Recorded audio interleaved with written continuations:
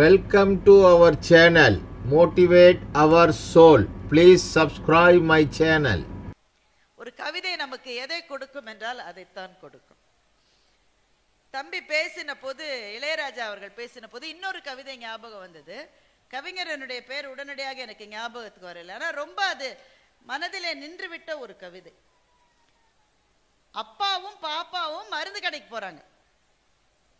அப்பாவும் பாப்பாவும் மருந்து கடைக்கு போறாங்க. வழக்கமா அப்பா எப்ப போனாலும் பாப்பாவை கூட்டிட்டு தான் மருந்து கடைக்கு போவார். அதனால பாப்பாக்கு தெரியும் அப்பா என்னென்ன மருந்தெல்லாம் வாங்குவாருன்னு பாப்பாக்கு தெரியும்.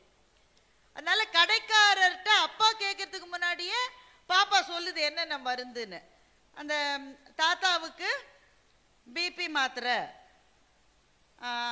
அம்மாவுக்கு அனீமியா அதுக்கான மாத்திரை, இது ரெண்டுத்தையும் அந்த பாப்பாவே சொல்லுது. கடைக்காரர் எடுத்து கொடுத்த உடனே அப்பாவுக்கு ஞாபகம் வருது, இன்னொன்னு வாங்கணும்னு வீட்டுல சொல்லி விட்டுருக்காங்க. எறும்பு மருந்து கொடுங்கன்னு அப்பா கடைக்காரரை கேட்கிறார். உடனே பாப்பா கேட்டால், நம்ம வீட்டுல இருக்கிற எறும்புக்கு உடம்பு சரியில்லையாப்பா என்று பாப்பா கேட்டாள். எறும்பு மருந்து எதுக்கு வாங்குவீங்க? எதுக்கு? எறும்ப கொல்றதுக்கு. ஆனா பாப்பாவினுடைய உலகம் எவ்வளவு அழகான உலகம் பாருங்க. எல்லாருக்கும் அப்பாவுக்கு பாட்டிக்கு மருந்து வாங்கின மாதிரி தாத்தாக்கு மருந்து வாங்க, எறும்புக்கு ஏதோ உடம்பு சரியில்லைன்னு எங்க அப்பா மருந்து வாங்குகிறார் என்று பாப்பா நினைக்கிறாள். அந்த கவிஞர் சொல்லுகிறார், பேசாமல் இந்த உலகத்தை குழந்தைகளிடமே கொடுத்து விடலாமே என்று அந்த கவிஞர் கவிதையை முடிக்கிறார். நான் கவிதை கேளுங்கள் என்ற தலைப்பை ஏன் கொடுத்தேன் என்றால், கவிதைகள் வாழ்க்கையை அழகாக்குகின்றன. வாழ்க்கையிலே ரசிப்பதற்கு எவ்வளவோ இருக்கிறது. இவ்வளவெல்லாம் இருக்குன்னு தெரியாமலேயே நாம் வாழ்ந்து கொண்டு இருக்கிறோம். இங்க ஆண்கள் நிறைய பேர் இருக்கீங்க, பெண்களும் நிறைய பேர் இருக்கீங்க. ரொம்ப மகிழ்ச்சி. ஆண்கள்கிட்ட ஒரு கேள்வி, பெண்கள்கிட்ட ஒரு கேள்வி இருக்கு, அது அப்புறம் கேட்கிறேன். ஆண்கள்கிட்ட ஒரு கேள்வி, புதுசா கல்யாணம் ஆனவங்கள்ட்ட இந்த கேள்வி இல்லை, அவங்கெல்லாம் இதுல கிடையாது. இங்க வந்து இளைஞர்கள் யாராவது காதல்ல இருந்தா அவங்களுக்கு இந்த கேள்வி கிடையாது. திருமணமாகி ஒரு 10 வருஷமாவது ஆயிருக்கணும், அவங்கள்ட்ட தான் இந்த கேள்வி. சில டிக்கெட்ல 20-30 வருஷம் ஆனதெல்லாம் இங்க இருக்கு. எல்லாருக்கும் சேர்த்து இந்த கேள்வி. திருமணமான புதுசுல மாமனார் வீட்டுக்கு போயிருப்பீங்க. என்னங்க போயிருக்கீங்க தானே? போயிட்டே இருக்காங்கிறாரு தாத்தா. கரெக்ட். அது அவர்களுக்கு வாய்த்த மாமனார்களை பொறுத்தது, நான் என்ன சொல்ல முடியும். மாமனார் வீட்டுக்கு போயிருப்பீங்க. உடனே உங்க அப்பதான் புதுசா கல்யாணம் ஆன மனைவி தானே, அது வந்து சமையல் கட்டுக்கு அங்கேயும் உடனே மாமியார் கூட, ஏய் வீட்டுக்காரருக்கு போய் காஃபி கொடு, வீட்டுக்காரருக்கு போய் இந்த அல்வா வாங்கி வச்சிருப்பீங்க, திருநெல்வேலிக்காரங்களா இருந்தா, நாங்களாம் வந்தா தான் வாங்கி கொடுக்க மாட்டேன்றீங்க, அல்வா கொண்டு போய் கொடு. உடனே அந்த பொண்ணு வந்து அவ வீடு தானே, அதனால அங்கிட்டு இங்கிட்டும் போயிட்டு வருவா. போயிட்டு வரும்போது திரும்பி பார்க்க முடியாது. கொஞ்சம் எல்லாரும் கலாட்டா பண்ணுவாங்கல்ல, திரும்பி பார்க்கணும்னு தான் இருக்கும். ஆனா கஷ்டப்பட்டு தலையை இப்படி வச்சுக்கிட்டு பார்க்காம இருப்பாங்க. ஆனா அவ கையில அன்னைக்குன்னு நிறைய வளையல் போட்டிருப்பா. அப்பதானே கல்யாணம் ஆயிருக்க, ஒரு 6 வளையலாவது போட்டிருப்பா கைக்கு. அந்த வளையல்கள் ஒன்றோடு ஒன்று மோதுகிற சத்தம் உங்கள் காதிலே விழுந்த போது, இந்த உலகத்தில் இதைவிட இனிமையான கவிதையே கிடையாதுன்னு நினைச்சீங்களா இல்லையா? என்னங்க இவ்வளவு கம்மியா கைதட்டுறீங்க? இப்ப கல்யாணம் ஆகி 15 வருஷம் ஆச்சு. இப்போவும் அந்த அம்மா 6 வளையல் போட்டிருக்கு.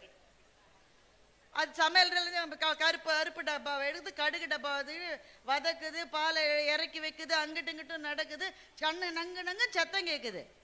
காதுல விழுது, உங்களுக்கு விழுது. உடனே ஒருத்தர் சொல்றாரு, அந்த அம்மா கத்துற கத்தல இந்த சத்தம் எப்படி என் காதுல விழுன்ற. ஆனா அது எவ்வளவு பெரிய கவிதை இல்ல அது. அது அந்த உறவின் உன்னதம் என்பது காலத்தால் குறைந்து போவது அல்ல, காலத்தாலே விகசிப்பது, காலத்தாலே இன்னும் பெருகுவது. இது எப்ப தெரியும்னா, ரொம்ப முதுமை வந்த பிறகுதான் அது தெரியும். ரொம்ப முதுமை வந்த பிறகுதான். அனிச்சமும் அன்னத்தின் தூவியும் மாதர் அடிக்கு நெருஞ்சி பழம்னு வள்ளுவர் எழுதினாரு. இதை விட ஒரு பெரிய கவிதை இந்த உலகத்துல இதுவரை நான் பார்த்தது. எவ்வளவு பெரிய காதல் கவிதை. என்ன பொருள்? அனிச்ச மலர் இருக்குல்ல, அனிச்ச மலரை பத்தி என்ன சொல்லுவாங்க? முகந்து பார்த்தாலே வாடிடும், அவ்வளவு மென்மை, so subtle, tender. அனிச்சமும் அன்னத்தின் தூவி, அன்னப்பறவையினுடைய சிறகு, அன்னப்பறவை ரொம்ப மென்மையானது, அதனுடைய சிறகு ரொம்ப ரொம்ப மென்மை. அனிச்சமும் அன்னத்தின் தூவியும் மாதர் அடிக்கு நெருஞ்சி பழம்னு வள்ளுவர் தாத்தா எழுதியிருக்கார். ஒரு காதலி இருந்தாலாம், அவளுடைய பாதம் அவ்வளவு சாஃப்டா இருக்குமா. இந்த அனிச்சமும் அன்னத்தின் தூவியும் கூட அவளுடைய காலுக்கு முள்ளு குத்தினா மாதிரி இருக்குமா அப்படின்னு ஒரு கவிதை. கவிதை புரியுதா இல்லையாங்க? அனிச்சமும் அன்னத்தின் தூவியும் மாதர் அடிக்கு நெருஞ்சி பழம். நெருஞ்சின்றது முள்ளு. அந்த நெருஞ்சி மரத்துல முள் செடியில அந்த பழம் அதுவும் முள்ளு முள்ளா இருக்கும். அவ காலுக்கு அதுவே கடினமா இருந்ததுன்னா அவ எவ்வளவு மென்மையானவள். இந்த கவிதையை படிக்கிற போது உங்க வயசை பொறுத்து ஒண்ணு ஏத்துப்பீங்க இல்ல ஏத்துக்க மாட்டீங்க.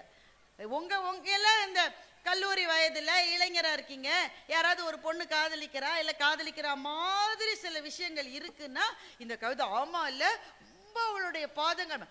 கல்யாணம் ஒரு 10-15 வருஷம், ஆமா இதனுடைய காலுக்கு இது வேறையாக்கும் அப்படின்னு தோணும். எனக்கு இந்த குரல் சரியா புரிஞ்சதில்ல. இதெல்லாம் ஓவர் பில்டப்பா இருக்குங்க இந்த கவிஞர்கள்லாம். ஆனாலும் ரொம்ப எழுதுறாங்க அப்படித்தான் நான் நினைச்சிட்டு இருந்தேன். ஆனா இந்த கவிதையினுடைய பொருள் என்னன்னு திடீர்னு எனக்கு ஒரு முறை புரிந்தது. எங்க அம்மா இறந்து போவதற்கு கிட்டத்தட்ட ஒரு 3 மாசம் முன்னாடி அவங்க முடியாம இருந்தாங்க, ரொம்பவே முடியாம இருந்தாங்க. அவங்களுக்கு ரொம்ப எந்திரிச்சு நடமாட்டம்லாம் கம்மியாயிருச்சு. எல்லாமே எனக்கு அலர்ஜியா இருக்கும்பாங்க. ஒரு சாதாரண போர்வையை போத்தினா கூட ஐயோ ரொம்ப அலர்ஜியா இருக்கு, இதை எடுத்துருமா. ஆனா வேற ஒரு போர்வையை போத்தினா அதுவும் எவ்வளவு சாஃப்டா நீங்க எதை போத்தினாலும் ஹார்டா இருக்குமாங்க. ஐயோ ரொம்ப கடினமா இருக்குன்னு சொல்லுவாங்க. அப்போ ஒரு நாள் அம்மா பக்கத்துல நான் தான் இருந்தேன். அப்ப அம்மா சொன்னாங்க வழக்கம் போல, ஐயோ காலெல்லாம் ரொம்ப கடுமையா இருக்கு, இந்த பில்லோவை வேணா மாத்துன்னு அம்மா சொன்னாங்க. எனக்கு கொஞ்சம் அம்மா சாஃப்டா தான் அம்மா இருக்கு, இதை விட எப்படிம்மா சாஃப்டா. எங்க அப்பா உட்கார்ந்தார், நீ போ நான் பாத்துக்கிறேன்ட்டார்.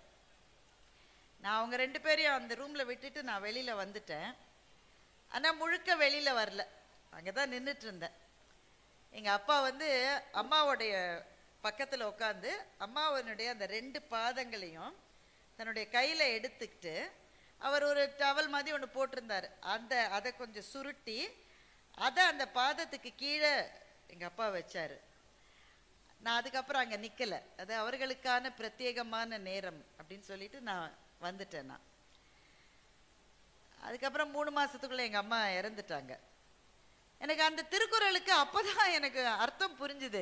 இது இளம் காதலர்களுக்கு சொல்லப்பட்டதல்ல, ரொம்ப முதுமையிலே அந்த 2 உயிர்களும் ஒன்றை ஒன்று பற்றி கொண்டு வாழ்கிறதல்லவா, ஒன்றிலிருந்து ஒன்று விடை பெற்று போய்விடுமோ என்ற தவிப்பின் விளிம்பிலே வாழுகின்ற முதுமை காதலர்களுக்காக எழுதப்பட்டது அந்த குறள் என்பது அப்போதுதான் எனக்கு புரிந்தது. இப்ப அந்த குறளை யோசிச்சு பாருங்க. அனிச்சமும் அன்னத்தின் தூவியும் மாதர் அடிக்கு நெருஞ்சி பழம். எங்க அம்மாவுக்கு எவ்வளவு சாஃப்டா கொடுத்தாலும் அது கஷ்டம் தோணுச்சு. ஆனா அப்பாவினுடைய கையை பிடிச்சு அவர் அந்த டவலை வச்ச போது எங்க அம்மா அப்புறம் கம்ப்ளைண்ட் பண்ணவே இல்லை. அந்த கட்டத்துக்காக எழுதப்பட்ட குறளாக அது ஏன் இருக்கக்கூடாது? அப்படிதான் இருக்கலாம். ஒருவேளை வள்ளுவர் நம்ம நினைச்சதை விட வயசான தம்பதிகளை பார்த்து கூட அந்த கவிதையை எழுதியிருக்கலாம் தானே அப்படின்னு நான் நினைச்சுக்கிட்டேன். அப்போ 2000 வருஷத்துக்கு முன்னாடி எங்க அப்பா அம்மாவுடைய வீட்டுல நடந்தது வள்ளுவருக்கு எப்படி தெரியும் என்றால், கவிதைக்கு இறந்த காலம் என்பதே கிடையாது. அது நித்தியமான நிரந்தரத்துவமான நிகழ்காலத்தில் மாத்திரமே ஜீவித்திருப்பதுதான் கவிதை. அப்ப ஏன் கவிதையை படிக்க வேண்டும் என்றால், நம்முடைய அன்றாட வாழ்க்கை நம்மை சுற்றி ரொம்ப கடுமையா இருக்கு, இன்னும் கடுமையாகி கொண்டே போகிறது. மேலும் மேலும் கடுமையாகி போகிற வாழ்க்கையில் நம்முடைய மனசிலே இருக்கிற ரம்யமான விஷயங்களை மீட்டெடுக்க வேண்டும் என்றால் நமக்கு கவிதைகளை தாண்டி வேற எதுவுமே கிடையாது. இப்ப அண்ணாச்சியினுடைய சில கதைகளை நீங்க எடுத்துக்கிட்டா அது கதை தான், ஆனா அது கதை இல்லை, அது கவிதை தான். அண்ணாச்சியினுடைய ஒரு கதையை வேகமா சொல்லிடுறேன். அது திருநெல்வேலிக்காரங்களுக்குன்னே அவர் பிரத்யேகமா எழுதுவார். இந்த கதையினுடைய கதாநாயகி பேர் பகவதி. பகவதியும் அவங்க வீட்டுக்கார சின்ன வயசு பொண்ணுதான், அப்பதான் ஒரு பிள்ளை இருக்கு, ஒரு வயசு 2 வயசு பிள்ளை இருக்கு. பகவதியும் அவர் வீட்டுக்காரரும் இருக்காங்க. பகவதியனுடைய தங்க லோகு வந்து ஊர்ல இருந்து வந்திருக்கா, அக்காவை பார்க்கறதுக்காக வந்திருக்கா. இப்ப இந்த மச்சினிகள் சின்ன ஒய்ஃபோடைய சிஸ்டர்ஸ் சின்ன பசங்க வந்தாக்க தன்னுடைய அத்தானை வந்து பயங்கர ஹீரோ வர்ஷிப் பண்ணுவாங்க. அத பல பேர் வந்து கொஞ்சம் விகல்பமா சித்தரிப்பாங்க. எங்க அண்ணாச்சிக்கு அதெல்லாம் செய்யவே தெரியாது. அவருடைய உலகத்தில் எல்லாமே பவித்திரமானது, எல்லாமே புனிதமானது. அவருடைய உலகத்தில் இருக்கிற எல்லா மனிதர்களும் நிறைவானவர்கள். அவர்களுக்கு குறைகள் இருந்தால் கூட அதுவே நிறைகள் தான். இவர் இந்த பொண்ணு இந்த ஒய்ஃபோடைய தங்க வந்து சும்மா தன்னோட அத்தானை வந்து வம்புக்கு இழுக்கிறா. அத்தா எப்பவாவது உங்க வீட்டுல கிளி வளர்த்துருக்கீங்களா? இல்லப்பா அப்படின்ற. பூனை வளர்த்துருக்கீங்களா? இல்ல, வாய்ப்பே இல்லை. அட நாயாவது வளர்த்துருக்கீங்களா? எதுவுமே செஞ்சு. சரி அதெல்லாம் விடுங்க, நாங்கெல்லாம் வீட்டுல பட்டாம்பூச்சியை பிடிச்சு கொஞ்ச நேரம் வச்சிருப்போம், அதையாவது செஞ்சிருக்கீங்களா? இவர் யோசிச்சு பாக்குறாரு. இல்லையே, நான் அதை கூட செஞ்சது இல்லையே. அத கூட நீங்க செஞ்சது இல்லையா? எங்க அக்கா யார கட்டிருக்கா, மனுஷனையா ராட்சசனியான்னு அந்த பொண்ணு கேக்குது. அப்போ இவருக்கு வந்து தன்னுடைய மனைவி அதுக்கு என்ன பதில் சொல்ல போறான்னு இந்த ஆளுக்கு கேட்கணும்னு ஆசை. அதாவது தன்னுடைய மச்சனிச்சு கேலி பண்ணிட்டா, மனைவி அதுக்கு என்ன ரியாக்ஷன் கொடுக்க போறான்னு இவருக்கு தெரிஞ்சுக்கணும்னு ஆசை. அவங்க மனைவி, அவங்கதான் பகவதி, சமையல் உள்ள இருந்து அப்பதான் வெளியில வர்றா. பெண்கள் ஒரு அறையிலிருந்து இன்னொரு அறைக்கு போகிற போது இன்னும் அழகாக தோன்றுகிறார்கள் அண்ணாச்சி எழுதியிருக்கார். இவர் பார்த்துக்கிட்டே இருக்காரு. அப்ப அந்த தங்க கேட்கிற, அக்கா நீ சொல்லு, நீ கட்டிருக்கிய, அவர் என்ன மனுஷனா ராட்சசனா? என்னன்னே சொல்லாம திடீர்னு மனுஷனா ராட்சசனா நான் என்னடி சொல்றது? மனுஷனா இருக்கிற நேரத்துல மனுஷனா இருக்கணும், ராட்சசனா இருக்க வேண்டிய நேரத்துல ராட்சசனா இருக்கணும்னு பகவதி பதில் சொல்றா. அப்புறம் என்ன பஞ்சாயத்துன்னு கேட்கிறா. வந்து உட்கார்ந்த உடனே உங்க வீட்டுக்காரர் ஒரு கிளிய கூட வளர்த்தது இல்லையா, ஒரு பூனை கூட அவருக்கு தெரியாதா, ஒரு நாயை கூட வளர்த்தது இல்லையா, அவர் என்ன மனுஷனான? இவர் இந்த கணவர் சொல்றாரு, பகவதி இவ இதெல்லாம் சொல்லி உன்னை திரும்ப அம்மா வீட்டுக்கே கூட்டிட்டு போயிடுவா போல இருக்குமா, என்கிட்ட இருந்து பிரிச்சு அவ்வளவு பெரிய குற்றப்பத்திரிக்கை என் மேல வைக்கிறாங்க. ஆனா இவங்க நினைச்ச மாதிரி பகவதி இதை ஜாலியா எடுத்துக்கல. திடீர்னு அவன் நினைவு எங்கேயோ போயிருச்சு. அவ சொன்னா, எங்க அப்பா ஒரு வாத்தியாரு, எங்க வீட்டுல நாங்க 7 பொம்பளை பிள்ளை 4 ஆம்பளை பிள்ளை. இவ்வளவு பிள்ளையும் பெத்ததுக்கு பிறகு, எங்களை வளர்த்ததுக்கு பிறகு திடீர்னு அம்மா இறந்துட்டாங்க. எங்க அப்பா ஒத்தையாளா எங்களை வளர்த்தாரு. அவர் வளர்த்தாரு என்ன, நாங்க ஒருத்தர் வளர்த்துட்டோம். இதுல இந்த மாதிரி வளர்ந்த போது நாயையும் பூனையும் கிளியையும் வளர்க்கறதுக்கு எங்களுக்கு எங்க நேரம் கிடைச்சிருக்கு? ஒருத்தர் நாங்க வளர்த்துட்டோம் அப்படின்னு சொல்லும் போதே இறந்து போன அம்மாவினுடைய நினைவினால் பகவதியினுடைய கண்ணில் இருந்து கண்ணீர் வந்தது. அக்கா அழுவுறத பார்த்து தங்க லோகுவுக்கு உடனே அழுக வருது. இப்ப பகவதி சொல்ற, எங்க அம்மா இறந்த போது எங்க வீட்டுல பிள்ளைக்கு 27 வயசு, கடைசி பிள்ளை லோகுக்கு 1.5 வயசு. இந்த ரேஞ்சில எங்க வீட்டுல இவ்வளவு பிள்ளைகள் நாங்க வளர்ந்தோம். ஆனா என்ன ஒண்ணு, எங்க அப்பா எங்களை குறையா வளர்க்கல, நல்லா தான் வளர்த்துருக்கோம். இப்ப கூட எங்களை பார்த்தா நாங்க எங்க ஊருக்கு போனா ஆச்சி சொல்லும், உங்க அம்மா உங்களெல்லாம் பார்த்தா உங்க அம்மா ஞாபகமாவே இருக்குடின்னு சொல்லும். நாங்களும் எல்லாரும் ஒரே போலதான் வளர்ந்தோம். எங்க அம்மா சொல்லுவாங்க, ஒரு பொம்பளை பிள்ளையோடைய அழகு எதுல இருக்கு தெரியுமா? தலைக்கு குளிச்சு முழுகின ஒரு பிள்ளைக்கு கையில ஒரு சினுக்கோரிய கொடுத்து வகுடு எடுக்க சொன்னா கொஞ்சம் கூட கை பெசகாம வகுடு எடுக்கணும், எந்த வேலை செஞ்சாலும் முழுமையா செய்யணும்னு எங்க அம்மா சொல்லித்தான் எங்களை வளர்த்தாங்க. இதெல்லாம் அந்த திருநெல்வேலி லாங்குவேஜ் இது எல்லாமே. உடனே இவர் நினைச்சு பாத்துக்கிறாரு, கணவர் நினைச்சு பாத்துக்கிறாரு, உண்மைதான். அவங்க வீட்டுக்கு வந்த பிறகு லோகு வந்து 2-3 நாளா அவதான் கோலம் போடுறா. அவ்வளவு நாளா மனைவி பகவதி தான் வீட்டு வாசல்ல கோலம் போடுவா. லோகு வந்து 2-3 நாளா அவ கோலம் போடுறா. அக்காக்காரியோட கோலத்துக்கும் தங்கக்காரியோட கோலத்துக்கும் எந்த வித்தியாசமும் இல்ல. புள்ளி வைக்கிறதுல இருந்து அந்த கோட்டை சுழிக்கிறதுல இருந்து அச்சு போன மாதிரி ஒன்னாவே இருக்கு. அவங்க அத்தை சொன்னாங்களாம், இவன் அத்தை வீட்டுக்கு வந்துட்டாங்க. இவங்க கேட்டாங்க, என்ன அத்தை விலாசமே இல்லாம எப்படி வீட்டுக்கு வந்தீங்க? ஆமா, வாத்தியார் மக வீட்டுக்கு வர்றதுக்கு விலாசம் வேற வேணுமாக்கும், வாசல்ல இருக்கிற கோலத்தை பார்த்தாலே தெரியுது இந்த வீட்டு பொண்ணு போட்ட கோலம்னு என்று அண்ணாச்சி எழுதுகிறார். அப்புறம் அந்த பகவதி சொல்றா, இப்படி ஒருத்தர் வளர்த்துக்கிட்டோம். ஆனா நம்ம என்னைக்காவது ஒரு நாள் ஜூக்கு போறோன்னு வச்சுக்கோயேன், அங்க ஒரு இடத்துல மான் வந்து முகத்தை நீட்டினா நான் ஒரு பிடி புல்ல கொடுப்பேன், லோகு நீ கூட ஒரு பிடி புல்ல கொடுப்ப. உங்க அத்தா வந்து 2-3 பிடி புல்ல கொடுக்காம ஓய மாட்டாரு, அது போராதா மனுஷனுக்கு என்று பகவதி கேட்டார். இந்த கணவர் பதில் சொன்னார், ஆமா இந்த உலகத்துல புல்லுக்கா பஞ்சம்னு கேட்டார். உடனே லோகுவினுடைய கண் கலங்கியது அப்படின்னு சொல்லி கதையை முடிச்சிருக்காரு. இந்த உலகத்துல புல்லுக்கா பஞ்சம், அந்த இடத்துல புல்லுன்றது புல்லா? நம்ம கொடுக்கறதுக்காக இருக்கிற அன்புக்கு இந்த உலகத்துல என்ன பஞ்சம்ன்ற விஷயத்தை தானே அண்ணாச்சி எழுதியிருக்காரு. இந்த கதையை படிச்சு முடிச்சப்போ எவ்வளவுதான் உங்களை சுற்றி இருக்கிற வாழ்க்கை கடுமையான வாழ்க்கையாக இருந்தால் கூட ஒரு துளி அன்பை நம்மிடமிருந்து இன்னொரு ஜீவனுக்கு கொடுத்து விட முடிகிற வாழ்க்கையை நாம் வாழ்ந்தால் அதுவே போதும்னு நமக்கு தோணுது இல்ல? அப்படிப்பட்ட ஒரு சிந்தனையை நம்முடைய நெஞ்சத்துக்குள் கொண்டு வரக்கூடிய ஒரு தமிழ் எழுத்தாளர் இருக்கிறார் என்றால் அவர்தான் வண்ணதாசன். அவரைத்தான் இன்றைக்கு இந்த மண்ணும் இந்த அரங்கமும் கௌரவிக்கிறது. மக்களை நாம் கொடுத்து வைத்திருக்க வேண்டும். ஏனென்றால் கவிதைகள் நம்மை வாழ்க்கையை ரசிக்க செய்கிறது. அது மாத்திரமில்ல, சில கவிதைகள் தான் நம்மை வாழவே வைக்கிறது. சில கவிதைகள் தான் வாழ வைக்கிறது. இதோ இந்த மண்ணில் பிறந்த பாரதி எழுதினான், வஉசியை செக்கிழுக்க வைத்தார்கள் என்ற செய்தி பாரதியினுடைய காதுக்கு வருகிறது.